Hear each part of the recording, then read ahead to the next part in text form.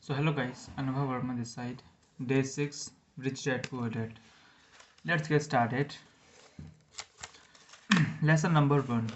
Rich the rich don't work for money. I didn't tell my poor dad I wasn't being paid. He won't have understood and I don't want to try to explain something I didn't understand myself. For first 3 more weeks, I and Mike and I worked 3 hours every Saturday for nothing. The work didn't bother me, and the routine got easier, but it was the missed baseball game and not being able to afford to buy a few comic books that got to me.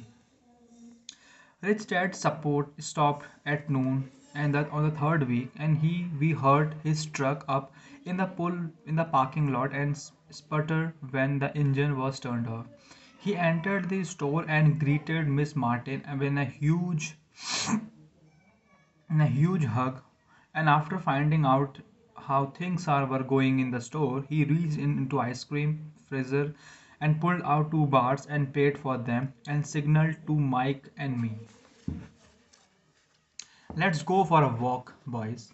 He crossed the street, dodging a few cars, and walked across a large grassy field where a few adults were playing softball.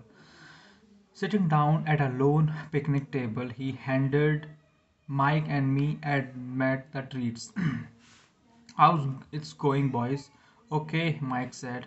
I nodded in agreement. Learn anything yet? Mike and I looked at each other, shrugged our shoulders, and shook our heads in unison. Avoiding one of the life's biggest trap. Well, you boys had better start thinking you starting at one of the life's biggest lesson. If you learn it, you'll enjoy a life of a great freedom and security. If you don't, you'll wind up Miss Martin and most of the people play softball in this park. They work very hard for little money, clinging on to the illusion of job security and looking forward to a 3 weeks vacation each year and maybe skimpy pension after 45 years of service. Is if that excites you, I'll give you a raise 25 cents an hour. But these are good, hardworking people. Are you making fun of them? I demanded. A smile came over its dead face. Miss Martin is like a mother to me. I would never be that cruel. I may sound unkind because I am doing my best to point something out of the two of you. I want to expand your point of view so you can see something most people never have the benefit of seeing because their vision is too narrow. Most people never see the trap they are in. Mike and I sat there uncertain of his message. He sounded cruel, yet he could sense he was trying to drive home a point. With a smile, Rich Dad said, "Doesn't that 25 cents an hour sounds good? Doesn't it make your heart beat a little faster?" I shook my head no, but it's really did. 25 cents an hour would be a big bucks to me. Okay, I'll pay you $1 an hour, Rich Dad said with a sleek grin. Now my heart started to race. My brain was screaming, take it, take it. I could not believe what I was hearing. Still, I said nothing. Okay, $2 an hour. My little brain and heart nearly explode. After all, it's 1956 and being paid 2 hours, $2 an hour would have made me the richest kid in the world. I couldn't imagine earning that kind of money. I wanted to say yes, I wanted the deal. I could have pictured a new bicycle, new baseball glove, and the adoration to my friend when I flashed some cash. On top of that, Jimmy and his rich friends could never call me poor again, but somehow my mouth stayed shut. The ice cream had melted and was my hand, running down my hand. Rich Dad was looking at two boys staring back at him, eyes wide open and brains empty. He was testing us, and he knew there was a part of our emotions had that wanted to take the deal.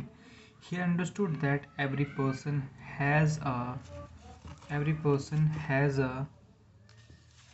weak and needy part of their soul that can be bought, and he knew that every individual also had a part of their soul that was resilient and could never be bought. It was only a question of which one was stronger. Okay,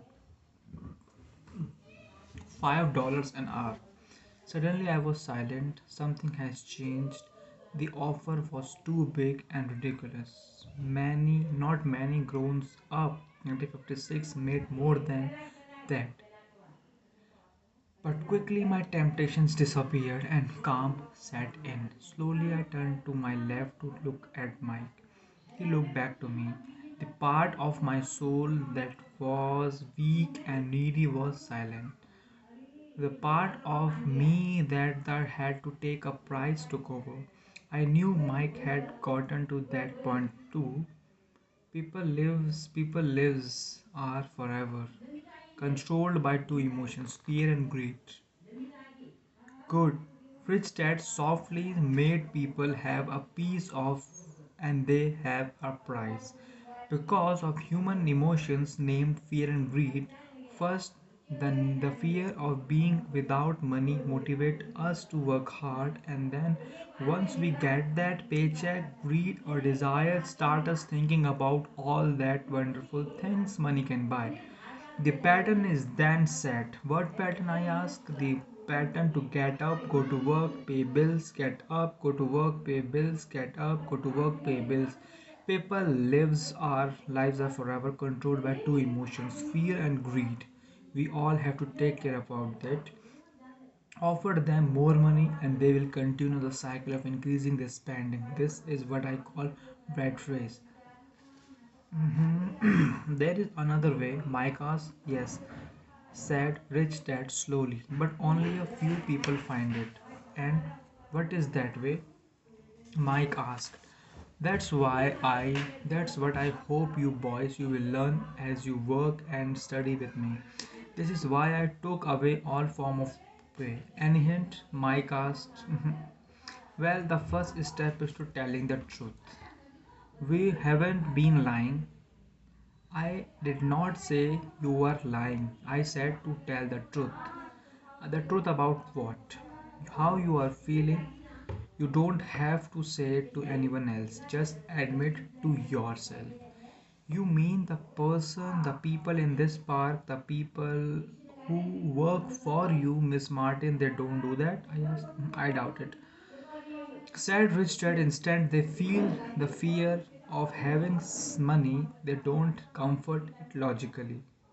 They react emotionally instead of using their heads. Rich Dad said then they get a few bucks in their hands, and again the emotion of joy, desire and greed takes over, and again and they react instead of think. Still, the truth, as the world population ages and more people move toward retirement, it's being reported by that first. Fear is tied to money. Nearly 50% of those survived fear that they will outlive their money, running out of their money in their golden years. So, their emotions control their brains, Mike said. That's correct. Instead of admitting the truth about how they feel, they react to the feeling and fail to think. They feel the fear, so they do to work, hoping that money will soothe their fear. But it doesn't. It continues to haunt them, and they return to work hoping again that money will calm their fear. Again, it doesn't. Fear keeps them in the trap of working, earning money, hoping the fear will go away. But every day they get up, old fear wakes up them. For millions of people, that other fear keeps them awake all night, causing a night of turmoil and worry, so they get up and go to work, hoping that a paycheck will kill the fear of grinding at their soul. But money is running their life, and they refuse to tell the truth about that. Money is in control of their emotions and their soul. That's it for today. I'll see you tomorrow.